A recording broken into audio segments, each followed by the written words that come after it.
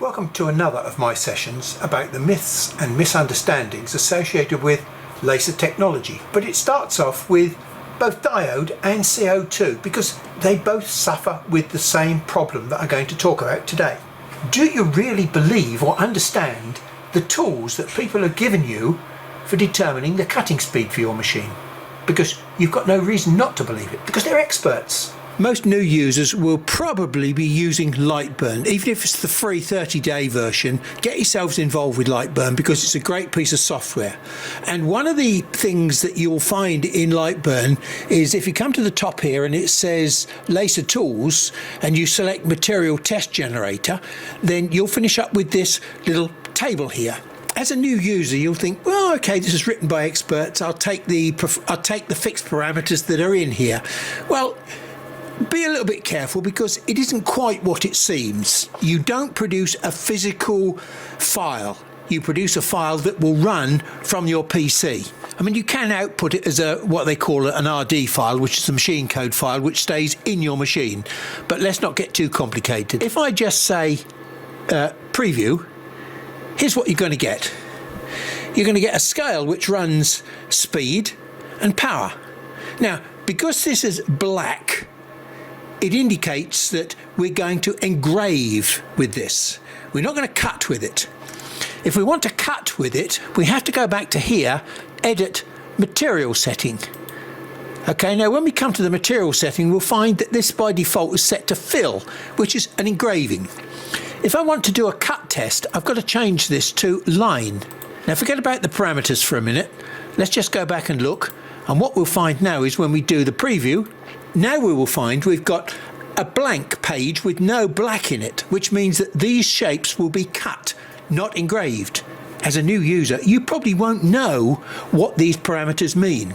But let me just say that these speeds up here, the default speeds, are typically what you'd use for engraving. You wouldn't use these sorts of speeds for cutting.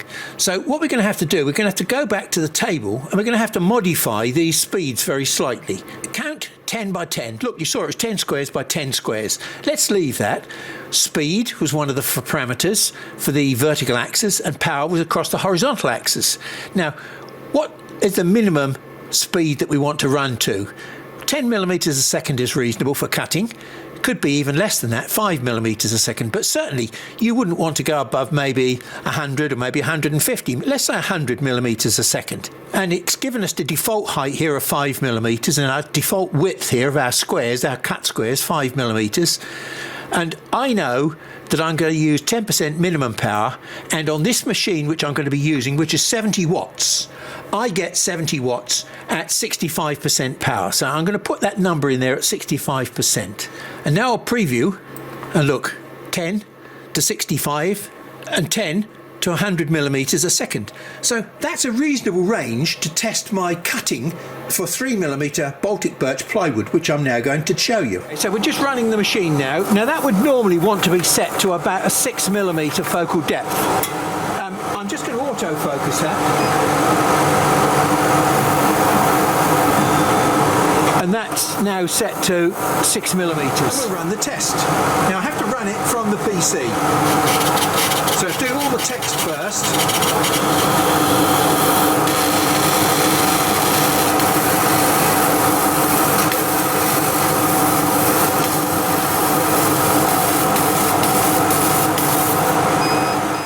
Now I'm going to point out quite a few things that new users would not even recognise or think about. Let's take a look at the kerf width. Look, we noticed that 10% was not enough to make my beam fire.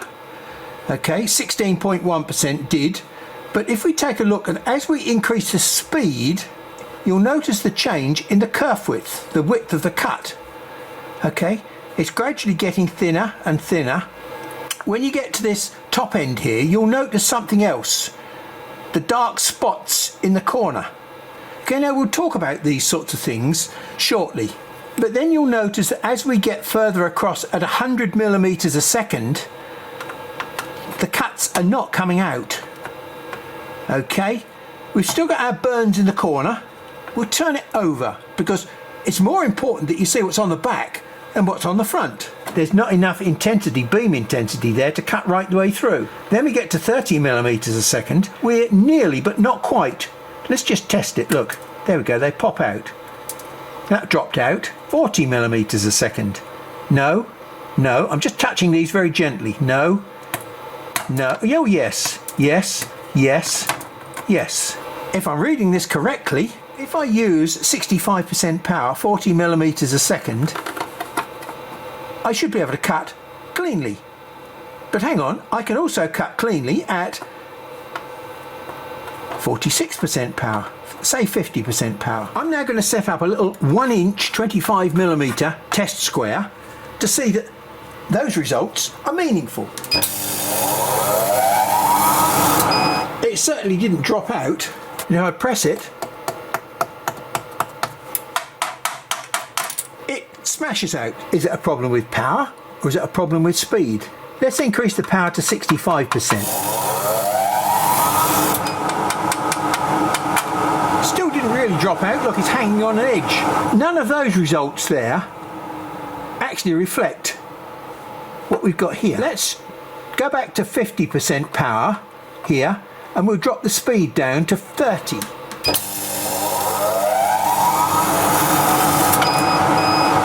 And there we go. 50% power at 40 millimeters a second didn't drop out. 50% power at 30 millimeters a second, slow it down, give it more exposure time, and it dropped out. Now the indication here is that at 30 millimeters a second I don't need 50% power. I can do the same cutting with, say, 30% power. So let's try that.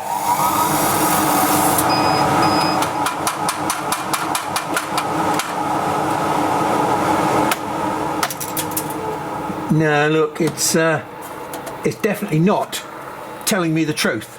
There are problems with this cutting matrix. Why don't these results tally with these results? This is more realistic of the sort of thing that you want to do. And let me try and explain why. Now, we know that that square is 5 millimeters per side, so that's 20 millimeters round the outside distance. If I run that square 10 times, that's 200 millimeters. And I'm running it at 40 millimeters a second, so it should take 5 seconds to run 10 times round that square. I may well have to check the camera frames to see the exact timing.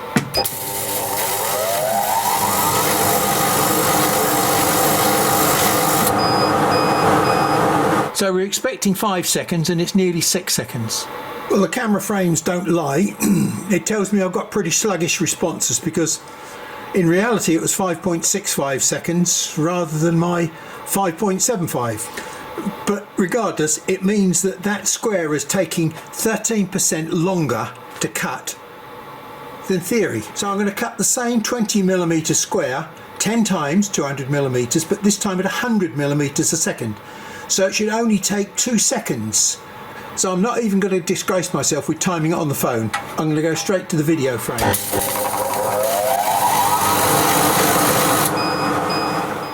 And the answer is, it took 3.6 seconds. That's 80% longer than expected. So what's going on? To try and make things a little bit less scientific, what I need you to do is imagine you've got a very fast car. Let's just say it does 100 miles an hour. That's not fast, but it's fast enough for most people. And we've got a little road that runs around a block of houses that happens to be about, say, 100 meters square. In your very fast car, how fast can you go? Maybe you can get up to 40 miles an hour, and then you have to put the brakes on before you turn the corner. And then you can get up to 40 miles an hour again, and then you have to put the brakes on to turn another corner. Even though you've got a fast car, you can't use all of its potential because the road is too small. So here's what's happening in reality. Here's our road that happens to be 5 millimeters long. And here's your fast car that's capable of doing 100 miles an hour. So it's got to accelerate at that speed, and maybe it gets up to 4 millimeters before it reaches 100 millimeters a second. But hang on, at 4 millimeters, I haven't got enough time to decelerate to brake for the corner.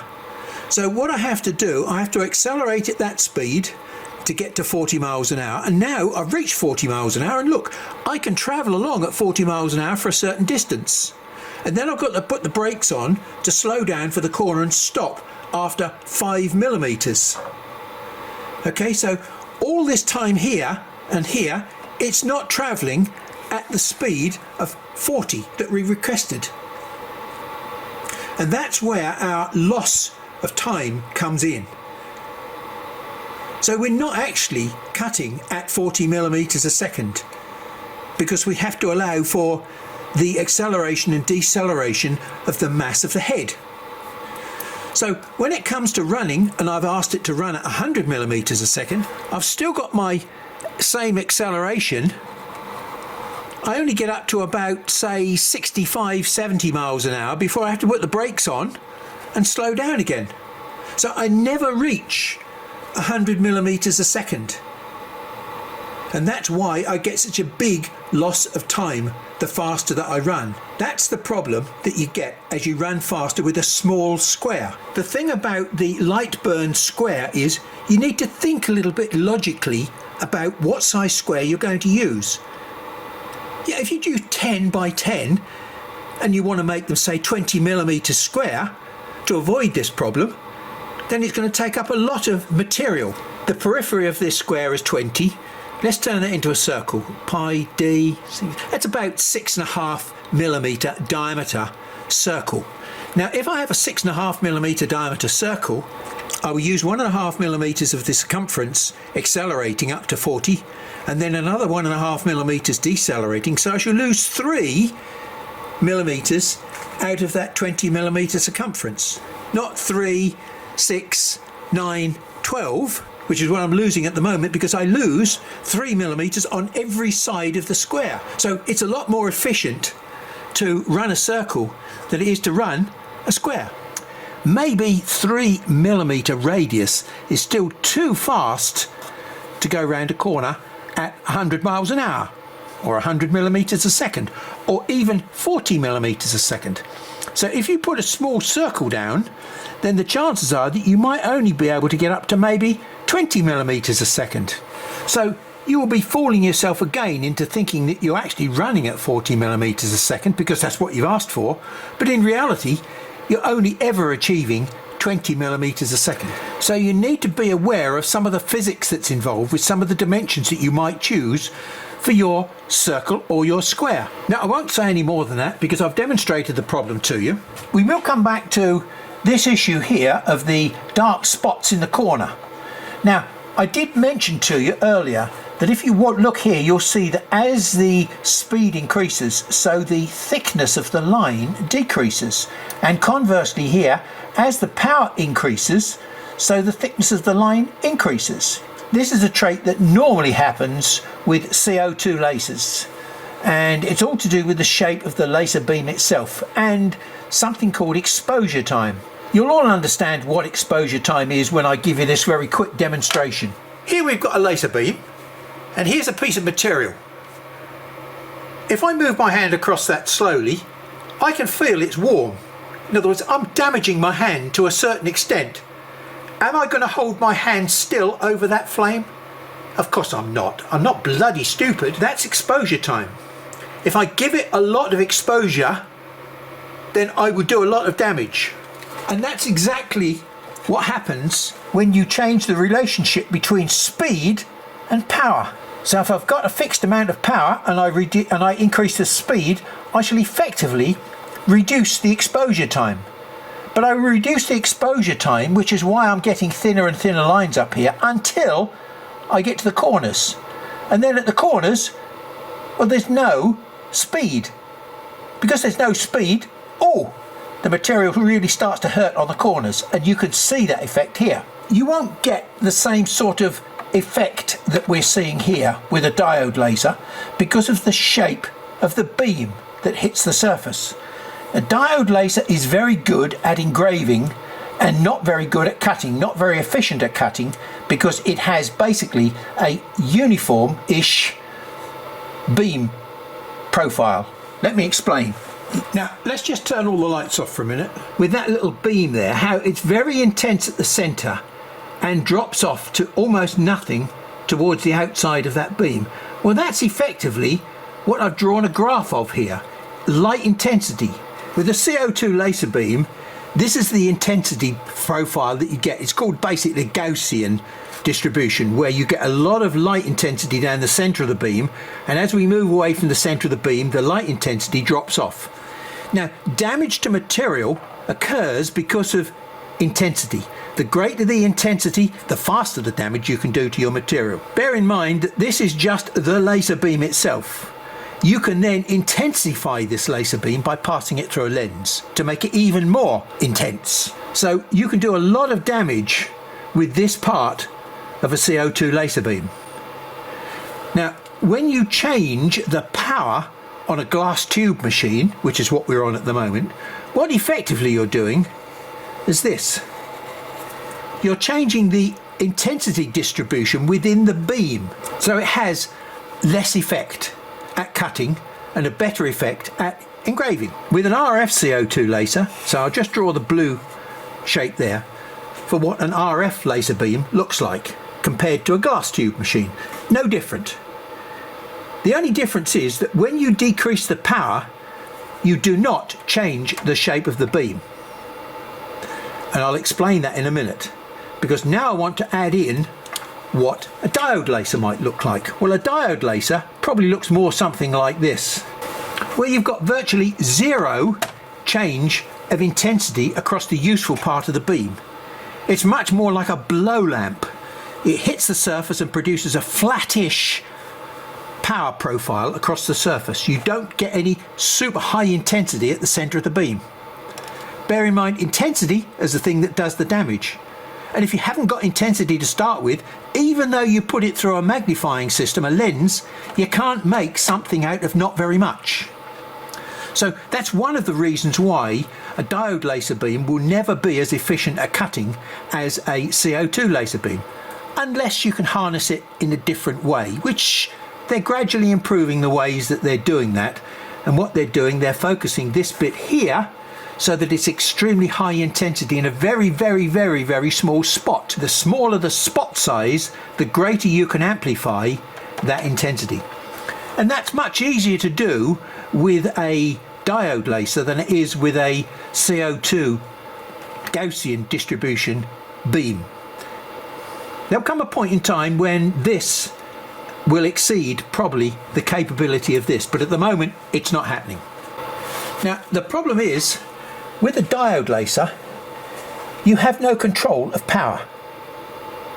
I know it says 0 to 100% power on your scale, but basically you don't have any control of power, in the same way that this blue RF laser does not have any control of power. That's because the control mechanism for both these is something called PWM, which basically means you have a square wave which is switching the laser on and off, and like that. Now, depending on the ratio of on and off, changes the exposure time, which we've just spoken about. So if I have the laser beam on 50% of the time and 50% off, it means I'm only doing 50% of the potential damage that power can do. And that is basically the way in which you control the power with a PWM system. If you want 2% power, you have it on 2% of the time and off for 98% of the time. 2% of the time, 98% of the time. So the amount of time that the laser beam is on determines the amount of exposure that you put into the material. You don't change the physical shape of the beam at all. It is always this shape. Whereas with a glass tube, you can change the shape of the beam. That's the big difference between the three technologies that are currently around. The CO2 works at a different wavelength, and so it's automatically going to produce a different set of results, different performances on different materials. But the way in which these two blue and the green system work is with this PWM. With the diode laser, the green one, the chances are that the focal distance of your lens is not going to change with speed or power. With the red glass tube laser machine, speed and power have a significant effect on the focal distance of the lens itself. I know the lens is supplied by the manufacturer at a fixed focal distance. That's what I would call the optical focal distance. Whereas with the glass tube machine, the focal point is not the optical focal point, it is the intensity focal point. And that's all to do with the performance of lenses themselves, which I'm not going to go into this session, but it does change significantly, as you will see. With the CO2 RF laser, you don't get any significant change in the focal distance, but you will get a change in the width of your beam, as demonstrated here. But it's for a different reason, and I'm not going to go into that either. You just need to be careful about what sizes you choose for this test. And I hope I've explained that to you clearly. Now, although this cutting test may be of limited use for certain types of laser, for a CO2 laser, it's, as I've demonstrated here, it's not a very good indicator of cutting speed that you're going to be able to get from your machine. And the other thing that you need to worry about on a CO2 laser is the fact that the speed and the power affect what appears to be the focal point. Now, in this particular machine, I'm using a 2-inch lens, and I'm going to install that lens the right way round, i.e. curved side up, flat side towards the work, because that's the conventional way that people tell you you should install a lens. Put my lens in flat side down, and I'm going to probe it with a soft material to find out how far the lens is inside the nozzle. And the answer is, say, 43.6. So you'll excuse my crude diagram, but effectively we've got 43.6 inside the nozzle. The focal distance is supposed to be 50.8, 2 inches, which means that if we subtract that from that, we finish up with a 7.2 millimeter air gap below the nozzle. So that technically is what I'm going to call our focal point. I'm not going to refer to it as 50.8, I'm just going to refer to the gap, the air gap, say 7 millimeters, because we're not going to worry about the odd 0.2. So we'll just reset the focus to 0. There it is. So now I've got to raise my focus up by 3 millimeters, which means the focus is now 4 millimeters into the material. Effectively, the focus is now 1 millimeter outside the back of this 3 millimeter thick material. So that's where my test starts, 4 millimeters deep into the material. I'm replicating these parameters here: 10 millimeters a second speed and 65% power, full power. And we're going to run my test.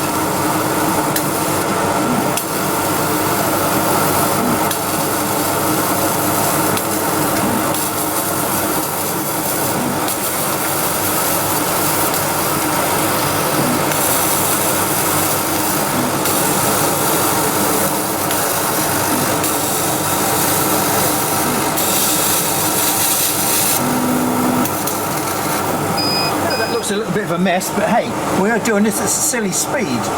But the essence of it is, I started this test off at 3 millimeter, 4, 5, 6, 7, 8, 9, 10. So there is 10 millimeters is the thinnest line, which I think you would agree normally is what you try and find if you were using the ramp test. You try and find the thinnest line. Well, look, here you haven't got to find the thinnest point. It's very, very easy to find the thinnest line. It's so obvious. Okay, let's just take a look at the back. 3, 4, 5, 6, 7, 8, 9, 10. There's not a lot of difference. Look, they're all coming through. So you can see that every one of those is powerful enough to cut 3 millimeter thick material at 65% power at 10 millimeters per second. The thinnest line was at 10 millimeters. The manufacturer promised us the focal point would be 7 millimeters. 65%, 50 millimeters per second. Okay, the thinnest line, a little bit more difficult to find this time. 3, 4, 5, 6, 7, 8. But hang on, look.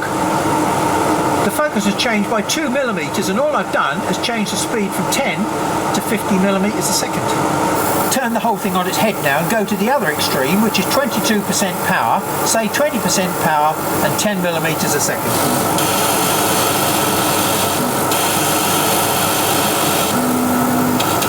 I think I'm going to go for 9, that one there, when I look at it carefully, because it's definitely not that one. It's starting to get thicker. That one's a bit thicker than that one, and I think that one is thicker than that one. So that is 9. That 65% at 10 millimeters a second should cut through. This one, 65% at 50 millimeters a second, might not cut through, because it's that one. And this one at 20% power and 10 millimeters a second, that should cut through as well. We've got our cut through as expected here. We've got our cut through as expected here. We turn them over. There is where the nominal focal distance, optical focal distance, has been set. That's what the manufacturer tells us will be the best cutting. Well, look, it cuts all the way through from -4 to +4 on the focal distance. This one, it does appear that it cut through best on the focal distance. This one, well, it cut through on the whole of the focal range. But that isn't what you would normally see when you do the ramp test or any other test that tells you where the focus is. You're always looking for the thinnest possible line on the ramp test, and here you've got the thinnest possible line. But as you can see, the thing that's changing is the focus. The focus changes with speed and it changes with power. Using a fixed focus to carry out this test will affect the results that you get. Okay, well, I hope the diode laser guys are still hanging along with me, because although this is a CO2 machine, what we're seeing here is common to all sorts of laser technology. This was a test that you saw me doing, and then I did my my focus lines here at different speeds, and then I did a little bit more work in the background on a different piece of material from the same batch. They were pulled from the same packet. I bought them all together. They're significantly different. This one has got a completely different damage pattern to that one. Exactly the same settings, speed, power, focus, everything. But something else that you'll notice, look at the colour of the crap that comes out of the wood. This is a completely different type of wood to that, even though these are both birch plywood. You've got a performance difference here because of the quality of the material. Cutting is not a simple process. We're just going to stop here for a minute and we're going to take a look at the complexity involved in laser cutting. The problem with this diagram, a diode laser, for example, may accelerate at that rate, which means that it's got to get no faster than that before it decelerates back to zero to go around the corner. So the difference between my machine and a diode machine could be quite different because of the acceleration factor. So regardless of the speed that you ask your machine to go at, it will never exceed what it's capable of. You might be thinking you're asking it to do 100 millimeters a second, but it's never going to do 100 millimeters a second. Now look, we can see that clearly when we start looking at some of these results here at 15% power on this machine, and you'll see that the curve is obviously wider here than it is at the top. Now there are two factors taking place here. If you look carefully, a colour factor, and you've also got a line thickness factor. From about somewhere maybe 40, the lines are not really changing thickness. Just because the speed and the power is changing, this curve is not changing. Why?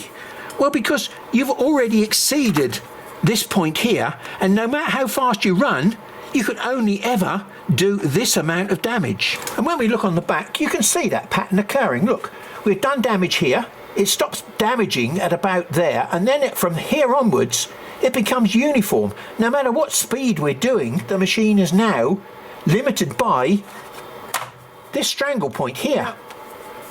This rather strange phenomenon here about the kerf changing with speed and power is caused by the shape of the beam, even after it's been focused, not being a single focal point. Here we've got parallel rays of light which are hitting a transparent lens.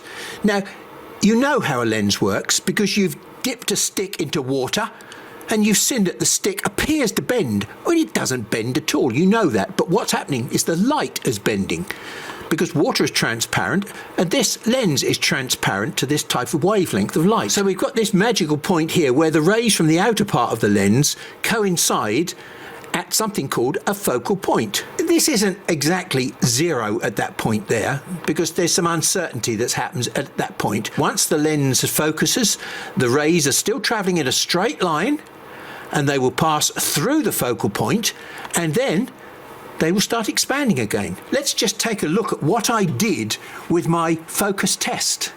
The first thing I did was to set the nozzle 3 millimeters above the work surface, which is a piece of 3 millimeter thick birch plywood. So that effectively meant that my focal point was now 1 millimeter below the bottom of the material. 3 plus 3 plus 1 is 7 millimeters, which is where the focal point is. So I then dropped this down in 1 millimeter increments until it's 8 millimeters different than where it started from. The focal point is now 4 millimeters above the work surface. The power, the speed, everything has remained the same for every one of these tests. So here we are just 3 millimeters above the surface where the focal point is now way below the work surface. And you can see why the line is thick because look, the beam is very wide, some 4 millimeters above the focal point. As we drop this piece of material down, we reach a point where we find supposedly the thinnest line, i.e. the most damage is occurring at the focal point. And here we go, we try and find that point here. You can see that it isn't actually zero, it isn't a hairline. So with the parameters set at these values, it's not easy to find a real focal point, but we can establish that it is that thinnest line there, which should technically coincide with this point here. Now remember, my starting point was 3, 4, 5, 6, 7, 8, 9. The focal point, the thinnest part, is down here somewhere, which is 2 millimeters below the manufacturer's claimed focal point. Puzzle, why? We can see that obviously once we get below the focal point, the line starts to get a bit thicker. And that's the whole principle behind the ramp test, trying to find the thinnest line, trying to establish that that is the where the focal point is. If you know where it is, 7 millimeters, you just set it to 7 millimeters. Why do you have to do the ramp test? This point here is the optical focus, whereas these tests here are not finding the optical focus, they're finding the point of least amount of damage, i.e. the smallest point where the beam damages the least amount. So this is called an intensity focus, not an optical focus. And you can clearly see that as we drop lower and lower and lower, the line is getting thicker. Well, look, that makes perfect sense because, as I said in the previous diagram, the beam is getting bigger. The thing that I really want you to look at now is a very puzzling problem. Okay, let's turn this over and let's look at those lines. The focus here is 4 millimeters below the surface, and here it's 4 millimeters above the surface.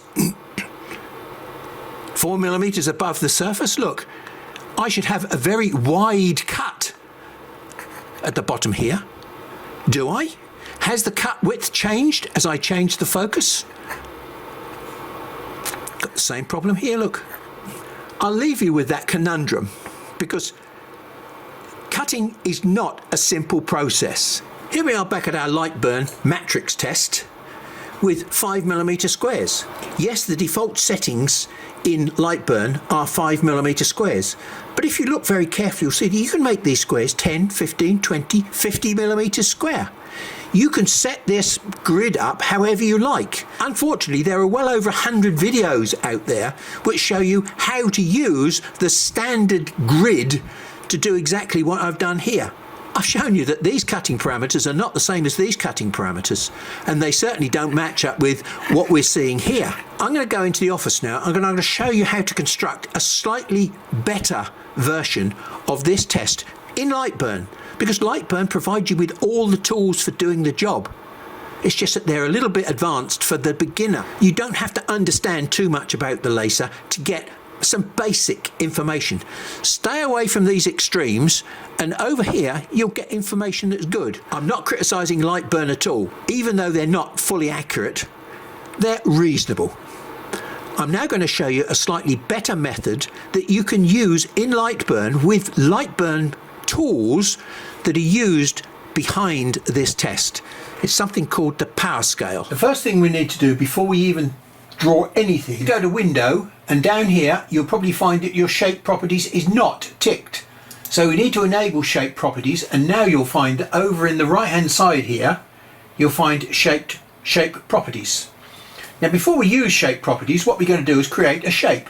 Hold down the shift key, I believe it is, and we create a circle. We'll use the arrow cursor and we'll enable, and we'll put a box around that circle, and then we can come up here. Provided the lock is closed, we can just specify one of these dimensions up here to be 10 millimeters, and that will create a 10 millimeter diameter circle.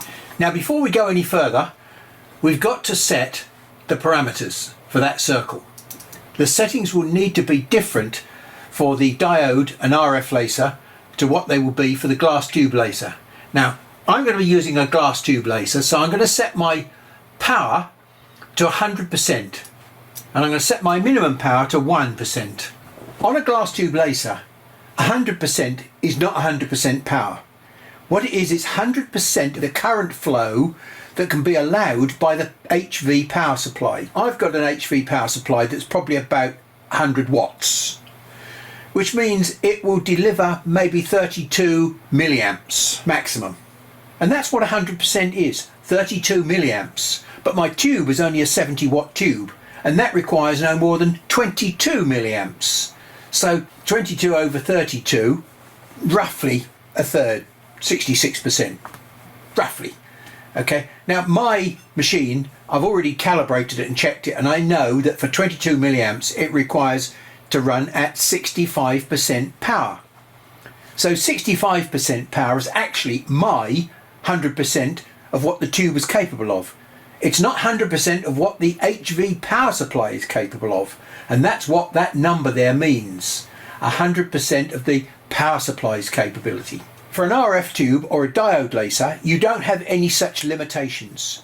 What you're really talking about, if you remember back to that square wave, you're talking about whether you have 0% of the square wave active or 100% of the square wave active. So you can set your two numbers to 0 and 100%. Now speed is not something I'm going to worry about at the moment, we'll do that later. Okay, so we put a handle around our circle and we move down here to the array tool. We'll select an array. Bear in mind I'm going to be using 10, 20, 30, 40, 50, 60 and 65, which is 7 circles. So we're going to set up circles 7, and the spacing between them, 5 millimeters sounds good. So we say OK. Now what we can do is we can give each of those circles a percent of our 100% power value. So that first circle there, we're going to give it 10% power. So we come across to the power scale and we say we want that to be 10% of our 100%. Now we move on to the second one and we want that to be 20% of our 100%. Then we move on to the third one, and that's going to be obviously 30%, etc, etc. And the last one, 65%, 65, enter. We're now going to set an array up for our speeds, and we're going to run from 5, 10, 15, 20, 25, 30, 35, 7. So we've put handles around the whole set now, and then we're going to go to the array tool, and we've got one set across, but we want 7 sets down. Plus 5 will send the array downwards, and minus 5 will send the array upwards. Let's just shift all of that onto the work area. That row there is going to be black. The next row, we'll make it blue. We'll follow the colours across the bottom. Then we'll make this next row red. Then we'll go green. What you'll notice is that that last one there, if I click on that, look, it says 65%. So I've copied the power all the way down. So we've got a nice array there. What we haven't done at the moment is given each of these layers a speed. So we create a dark grey layer for the text. You're not going to bother to watch me fill in all these numbers here, so I'll just do that quickly. Right, so we're just going to check these layers. We'll make sure that we've got them set correctly. 100% and 5. 100% and 10. Wrong. 100% and 15. So you've got to set these powers to 1 and 100% on every layer. 100% and 35. So they're all set up correctly now, and I hope you've understood how to use the power scale. So instead of 7 sevens, 49 different colours, we've only used 7 different layers. Now you'll remember back when we did the previous tests, we found that the focus was 8, 9 and 10, depending on the speed that we ran at. I'm going to set it to 6. Because one of the other tests that I did showed me that I get the maximum depth of cut when I go the other side of the focal point. I did a quick test on this program to make sure I hadn't got anything wrong before I demonstrated it to you guys, and for some reason or other 5mm a second doesn't seem to want to work, so I've disabled the 5mm a second. I designed this program with a 10mm diameter, but what I've done, I've scaled the whole drawing back to 6.5mm diameter, so that it is equivalent to the 5x5 squares that we did in the first instance. So we're basically comparing this test against squares. Now if you listen carefully, you'll notice that when we get to 20mm a second, the sound of the cutting is completely different. Quiet, quiet, quiet, quiet, very hissy. We just touch these and look. These are more or less just falling out. That one might pop out, but that was just resisting a little bit. Let's just give it a gentle push.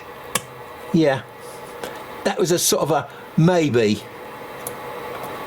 And that's a sort of a maybe. Look at the amount of success I'm having with circles now as opposed to squares. And if we look at these circles, even most of these, look, they're just hanging on by a little teeny weeny start-finish thread at the beginning of the cut. I mean, they're actually all more or less cut through. If I touch that one, look, it's actually loose except for a little tag. That one's loose except for a little tag. That one not. Okay, so it looks as though 6mm is not reaching the corner limit. I can actually go round the corners fast enough to do cuts. Okay, so we've scaled this up now, so we're doing 10mm circles.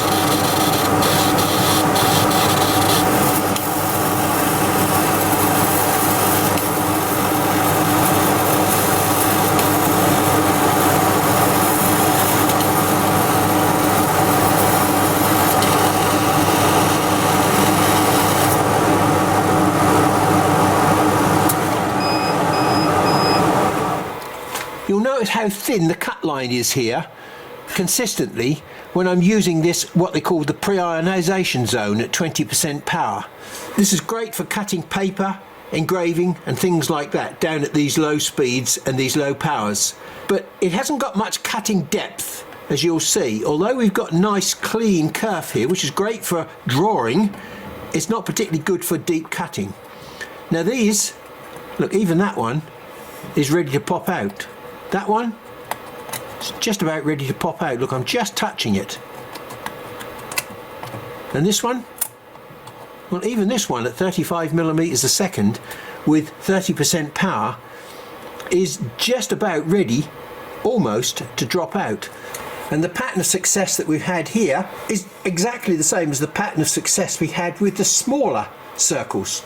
It does appear the principle of using circles is much better than using squares, because circles tend to give you a more realistic opinion. If this was different than this, then you could say that yes, the circle speed was limiting the cutting. But as I increase the circle diameter, I haven't changed the cutting performance. I haven't got these extra few to drop out. I just want to demonstrate something else to you while we've got this pattern up. You'll notice that I'm now running the same pattern down here in the bottom right hand corner of the machine, furthest away from the tube. I've turned the pattern back to 6.5mm diameter. Now this is a problem that the diode guys will not have. What I'm basically showing here is, hopefully, is that there's a difference in the cutting ability down at this front corner here because of the flying optics. The diameter of the beam at this corner is different to the diameter of the beam over the back corner. And when it passes through the lens, it has a significant difference on the cutting performance of the machine. So now you can see clearly that the cutting performance up here is completely different to the cutting performance down at the bottom right hand corner of the machine, furthest away from the tube. This loss of cutting ability is typical for a glass tube machine because the beam is a different size here when it passes through the lens to what it is down at this front corner of the machine. And the relationship between the lens and the beam diameter is something that people don't take any notice of. They notice maybe that the cutting performance is not so good down here, but it's all to do with the change in beam diameter. The guys with diode lasers will never have this problem because they don't have flying optics. They have the same constant power all the way over the machine. Well, I thought I'd finish this video, but on the other hand, I sent an inquiry off to Lightburn and got a very interesting answer back about why I couldn't get my 5mm a second row of burns to happen. I felt slightly embarrassed because I did know the answer, but I didn't know why. There's a link between these black marks in the corner and why I couldn't get my 5mm a second burn to work. Now this is all to do with max and min power, which, if you remember, we used max and min power for setting up the power scale. For most cutting you would specify max and min to be the same values. And here's what happens when you do just that. I'm using full power, 70 watts, and I'm running at 35mm a second. Now because my machine has got a very fast acceleration, running it at 35mm a second didn't show you what I needed to illustrate. But here I'm running the machine at 100mm a second, and you can clearly see here, when I start I get full power but I get no motion. And then gradually, as the motion starts and acceleration, the velocity increases, you can see that the depth of cut decreases. And I get a constant depth of cut until I finish up. Okay, and at the end of the cut, you can see the deceleration taking place. And then I get a very deep cut when the velocity is at 0, just before the beam switches off. Now that's what happens when you make your max and min power the same. Now under normal circumstances you would only use max and min power for grayscale engraving, where you want to set the amount of power to suit the depth or colour of burn that you think you're going to achieve. There is also an effect that happens when you're doing cutting. Normally you'd only want this if you were doing drawing rather than cutting. So if you're doing outline text, for example, you don't want the corners to burn. So you can change the power as it approaches the corner, and the power decreases in relation to the velocity. So now I've changed the minimum power to 10.5%, and what you see now is none of this heavy spiking of power at the beginning and the end of the stroke. As the speed drops off, so the power decreases, so we don't get any massive spikes of power at the beginning and end of the cut. Now remember, a few minutes ago I said the only real benefit of using max min power when you're cutting is for drawing. Well, here I am, I'm drawing, and I drew this line along the bottom here of this square at 400mm a second, and I used 2% power and 65% power as my max and min. And what's actually happened here is, because I'm running at 400 millimeters a second, I've had to put the brakes on early. 2% basically means I've put the brakes on too early and I've stopped the power long before the corner. So 2% minimum power is not going to solve my problem at 400 millimeters a second. Now this number will change depending on the velocity or the speed that you're running at.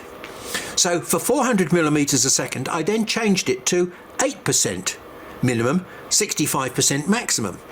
And look, with more or less, but not quite, if you look very carefully, you'll see the corners don't still quite join up. So then I moved on to 10% minimum, 65% maximum power.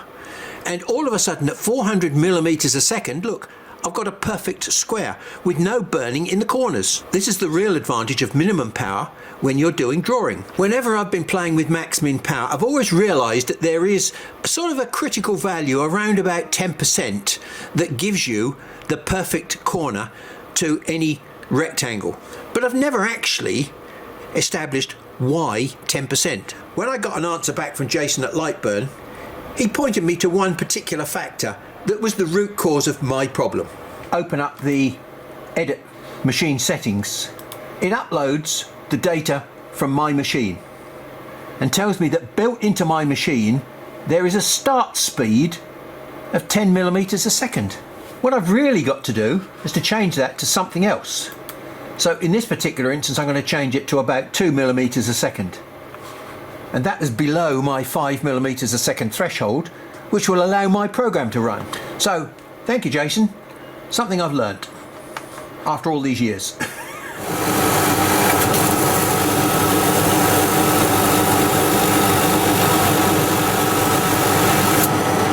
Okay, so that's that problem solved. So I'd expect to see basically a speed and power relationship which produces a reasonable, what I call a triangular pattern. You can see what's left is just about to fall out as well. But it's interesting, look at that 15% power, and right up here we've still got the same width of cut. Can you notice that? The cut difference is this thing that I showed you when we did the focus test. Now look, all of those cuts down there look very black. 65%.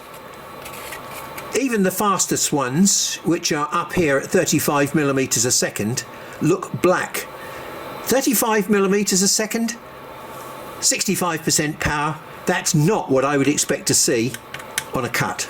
Okay, so we're going to run that circle again. 35 millimeters a second, 65% power, but this time, instead of a 10 millimeter circle, I'm going to draw a 50 millimeter circle. You can clearly see the difference in the colour between these two cuts. This one is slightly charred and black, and this one is a nice, just a gentle pale brown. This one is truly cutting at 35 millimeters a second. This one, I don't know what speed it's cutting at, but it's not 35 millimeters a second, despite what we put into the parameters. And it's this sort of detailed observation that tells you what's going on with your machine. So my question really is, are you going to do this matrix test with a 2-inch 50 millimeter diameter circle? Okay, so for my final test, we're going to push this matrix test to its limit. Let's see whether or not we can get any sort of comparison with my 35 millimeters a second. You'll notice the numbers are different now. I'm going to run at 65 millimeters a second for my maximum speed. Well, we can see that there are lots of these that are, again, as I pointed out to you before, they look as though they're going to fall out. They're all roughly the same amount of cutting. Acute observation is the one thing that enables you to understand how your machine works. Well, you might not understand it, but you can ask questions and then start digging deeper. I'm going to zoom in on some of these, and you can see it more on these where they've only just made it through. You'll see lots and lots of little perforations. Why on earth would I get perforations on a cut? Because the power is constant. Neither of these drop out So these two results here are not telling me the truth either. And if we look on the back, we shall see again, look, all these perforations. It looks as though they're ready to drop out, but they're not, because they're held in by all these little tags. What are these perforations? Basically, that tells me that we're cutting too fast. We're experiencing something here, and with all of these, called beam drag. It's far easier for me to demonstrate beam drag than it is to try and explain it. If I hold those up to the light, can you see how you can actually see the perforations? You guys with a diode laser won't be able to do this, or won't ever be able to see what beam drag is. I've got my best friend here, acrylic, which at 10.6 micron wavelength tells me a great deal about what the actual beam is doing. And so we will be able to witness what beam drag is if you've never seen it before. I've got this piece of 15mm thick acrylic. I've set the power to my maximum, 70 watts, and we're going to run it at 2mm a second. Now, the first thing I'm going to do is I'm going to hold the pulse button on for a quick burst, just so you can see that the laser beam passes right through the acrylic in a straight line. Like now, I'm going to move off from that point at 2mm per second. Watch what's happening at the bottom of the beam. You can see the beam dragging down here because it's got a curve on it. This cut is not passing cleanly through the material.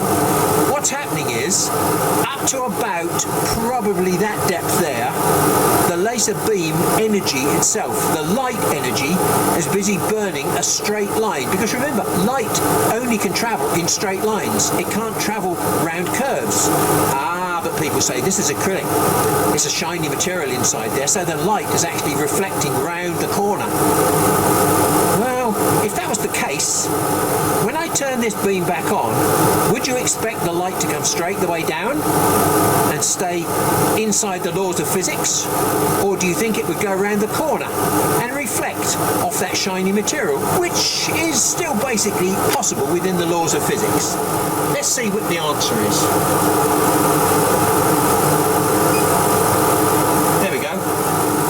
Straight down. So there is no reflection taking place in there. What's actually happening is you get to halfway or 3/4 of the way down this cut where the light is actually causing the cut to damage the material, and then the rest of it is the heat that's caused by the cut trying to melt this material out the bottom of the cut. It's the heat that's causing this damage, not the light. And that's what you get, the same sort of effect when you try and run too fast with a cut. You get what looks like a perforated bottom to your cut, and that's this effect here. Heat instability. You're actually cutting with heat, not with the laser beam. And we can verify that, because if I change this speed from 2mm a second down to 1mm a second, and this time we're giving it enough exposure time, remember that term? There's just the merest hint of beam drag at the bottom, but it's sufficiently capable now, it's actually cut right through. So we've managed to cram quite a lot of different subjects into this session, but all to do with cutting. Cutting is not a simple process that you think. It's not just a matter of fiddling with parameters. It's all to do with critical observation as well. So I'll leave you with a few thoughts there. I've demonstrated lots of things, but I haven't explained them. You can go to my RD Works website and see exactly how cutting takes place if you're that interested. Thanks very much for your time, and I'll catch up with you in another session when we might talk about some more myths and misunderstandings about this wonderful technology.